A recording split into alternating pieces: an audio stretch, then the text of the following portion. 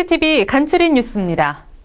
최근 중국 주식시장이 상승세를 보이면서 사람들 사이에 투자 붐까지 일고 있습니다.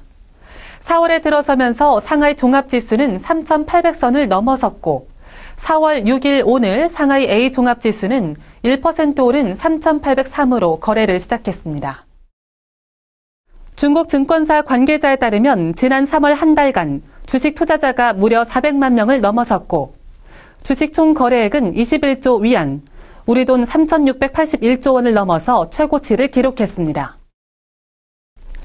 중국이 주도하는 아시아 인프라 투자은행 AIIB의 초대 총재로 올해 66세인 진리쥔 AIIB 임시사무국장이 유력한 것으로 전망됩니다.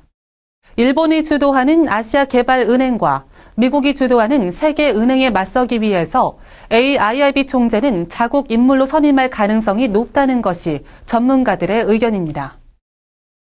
진리쥔은 재정부 차관과 ADB 부총재를 지낸 인물로 지난해 10월 AIIB 양해각서를 체결하기 하루 전날 국제금융공사 이사장직에서 물러나 아시아인프라투자은행 준비팀장으로 선임됐습니다. 4월 5일 어제는 중국의 청명절로 이날 중국인들은 산소를 찾고 조상들에게 제를 지내는데요.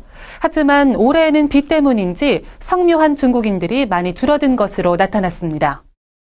한국에서는 올해 4월 5일이 한식으로 이날 불을 피우지 않고 찬 음식을 먹는 풍습이 있죠. 일각에서는 중국 진나라의 충신 계자추의 혼령을 위로하던 데에서 유래한 것으로 보고 있고 일각에서는 매년 봄에 새 불을 만들어 쓰기 전 일정 기간 옛 불을 금지했던 풍속에서 유래된 것으로 보고 있습니다. 지난 2010년부터 2014년까지 업무 중 순직한 중국 공안, 즉 민간 경찰이 총 2,129명인 것으로 집계됐습니다. 순직한 공안들의 평균 나이는 45.5세로 중국 CCTV 등 주요 언론 매체들은 순직한 공안들에 대해 보도했습니다. JTBC 예능 프로그램인 비정상회담이 뜨거운 사랑을 받고 있는 가운데 중국 장수 위성TV가 중국판 비정상회담인 세계청년설을 방영키로 했습니다. JTBC는 최근 제작사와 판권 계약을 체결하고 오는 4월 9일부터 장수 위성TV를 통해 첫 방영하기로 했습니다.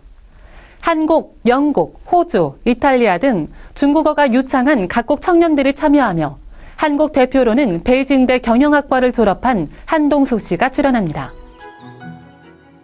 오늘도 서울 하늘은 많이 흐립니다. 또 주말 동안 중국 북부지방에서 발생한 황사로 서해안에는 옅은 황사가 끼어 있는데요. 이 지역에 계신 분들은 외출하실 때 꼭 유의하시기 바랍니다. CCTV 간추린 뉴스였습니다.